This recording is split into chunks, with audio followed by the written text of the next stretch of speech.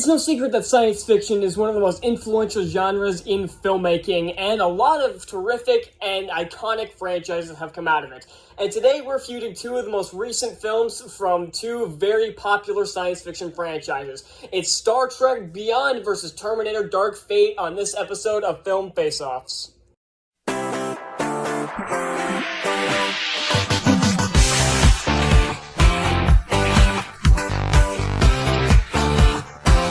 The new Star Trek franchise had a really tough task living up to the original cast of the likes of William Shatner, DeForest Kelley, and Leonard Nimoy when it comes to the iconic roles of Kirk, McCoy, and Spock. But in the 2009 Star Trek film, they nailed the casting, and the cast reprises their roles in this film after the Star Trek and Star Trek Into Darkness. Chris Pine does a fantastic job as Captain Kirk, and he is a much better actor than William Shatner, and I think many people would attest to that. And if you don't attest to that, you're lying. Zachary Quinto was a great replacement for Spock, and I do like the cameos Leonard Nimoy made in the previous two films, and they do acknowledge Leonard Nimoy's actual death in this film, and I thought that was a very good idea. Simon Pegg does very good as McCoy, and there are a lot of other characters that show up played by very good actors, like Zoe Saldana and Carl Urban, who I swear is in every popular, one of these big franchises, and he just needs to get into Star Wars and then he'll be good. On the Terminator side of things, we have the return of Arnold Schwarzenegger, who still isn't that great of an actor. A lot of people, his performances are fine, but he's never really turned into an Oscar-worthy performance, and this one really shows, as he's clearly showing his age. And I really don't like what they did with his character here, basically having him just old lumberjack, broken Terminator who's living a quiet life. That's not what I want to see out of a Terminator movie. Linda Hamilton returns for the first time since Terminator the Judgment Day. I almost said Genesis. That would have been really bad. But the first time since T2, and her performance is still very good in this. However, they're the only two that actually work for me. Mackenzie Davis does a pretty good job as the Terminator who comes back to protect the new person to be protected, basically, Danny. But the character is just, I just don't buy the performance. The performance itself is fine, but I don't buy that this is a Terminator. I don't buy that this is a human who has metallic parts and is this big warrior. I don't buy it. She gets some badass scenes in this, but that's about it. Especially doesn't help when her character has health issues. Why on earth would you send that person back? I don't like Danny at all, who is, even though the performance isn't that bad, it is possibly the worst character to come out of the Terminator franchise. And Gabriel Luna, I think that's the correct name, plays the Zen 9, I think that's what it is. I'm not going to bother IMDbing it because I care that little about this film, and plays the villain of this, and is actually pretty intimidating at times if he didn't look like a Mexican Pee Wee Herman. I know that joke has been used before, but I do not care.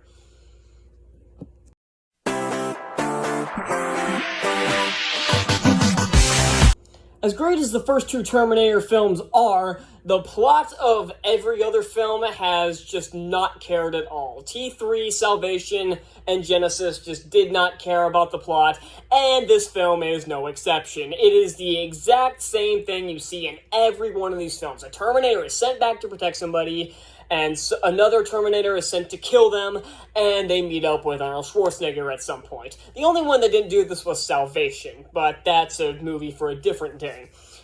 In Dark Fate, it makes it even worse by the fact that the character that you're protecting is annoying as hell, and I don't really buy the performance out of the Terminator. It seems like they sent back a really flimsy Terminator to protect her, and they also sent back a Terminator who is intimidating at times.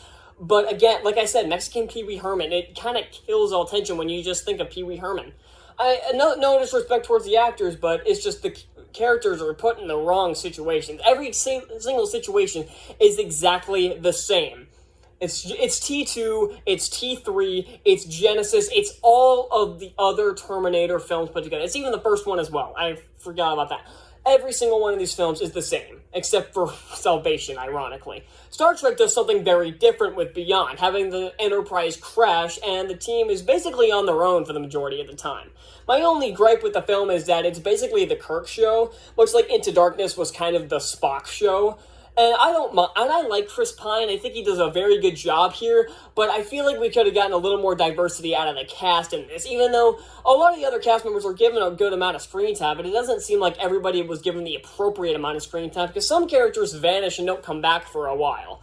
Spock and McCoy have this own side mission that they're doing. Kirk is doing the regular mission, and then everybody else is just kind of off doing their own thing. The plot itself is really well written. I do like the aliens that they meet up with. I do like the new characters. And like I said, the cast really brings this film together. If it didn't have the good actors in the roles, I don't see how this plot could possibly hold itself. It's still a good plot, but I feel like the cast is what really brings this together. And the writing and the directing is actually very good here. You can tell this is a different director, but it doesn't matter. And speaking of so, let's get into the productions.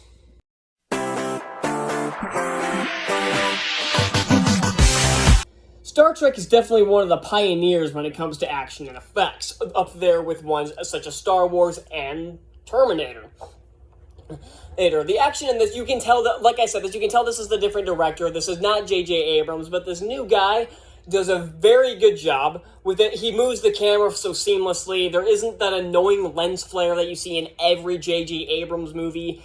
The effects look fantastic, which you would expect. This is a huge budget movie, and even this is Star Trek, so you know it has to look good. Even back to 1979, they were pushing the boundaries of what they could do with visual effects, and this film continues on with that and makes everything look as good as possible. And you have to give props to the makeup department for giving us some very really good looking aliens. They actually they don't look like they're humans in makeup. They look like aliens. They look like outer space beings. That's otherworldly beings. There we go. That was not the outer space beings. That's not a term you should use. Terminator Dark Fate.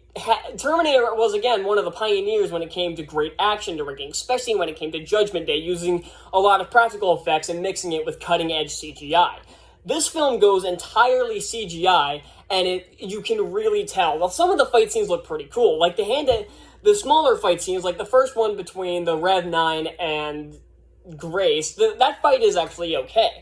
But then you get, like, the big car chases, because, of course, there's a car chase in this, and there's a couple of them, of these bigger fights. It doesn't look good. They shaky cams too much, and especially when it comes to the awful plane battle. I can't see a damn thing during this plane battle. It's a bunch of people flying around like idiots, and if you wanted a plane scene, get, like, a jet or something. Not that people just in a plane that is shot horribly, too dark to see anything, and it's just freaking ridiculous. Star Trek easily wins the action department on this one because the fight scenes are actually really cool. The motorcycle scene is probably the highlight, even if it did last a little too long, but overstaying your welcome doesn't matter when it's good.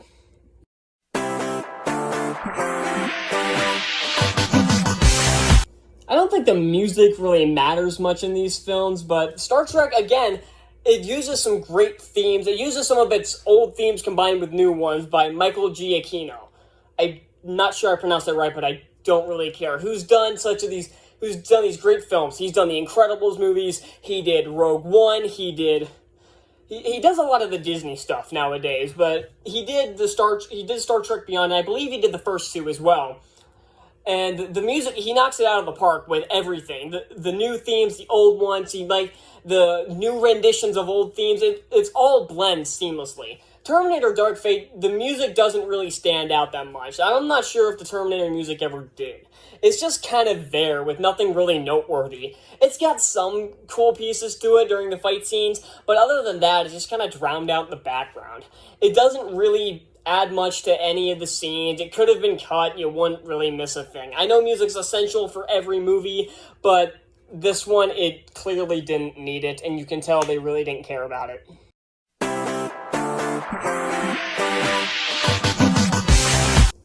I'm not going to act like this was a close battle, because it wasn't even close. Star Trek Beyond, is a great film, and it's probably my favorite out of the new Star Trek movies. I'd have to go rewatch the first two, but it's a great film. I thought it was really well done, and it continued on the Star Trek franchise really well. And they're making a fourth one, and I don't know if and it should be bringing back the cast. I think it's Star Trek 4. It's not a reboot. Directed by the director of WandaVision. I'm curious how that goes. Terminator is pretty much down the toilet, and that's mostly thanks to Dark Fate and mostly Genesis, but this one definitely was the nail in the coffin, with boring action sequences, a bland story, and just utter nonsense most of the time. The clear winner here is Star Trek Beyond, but I want to hear your thoughts. Vote for your winner down in the comments section, and be sure to like and subscribe. And I will see y'all next time. Bye.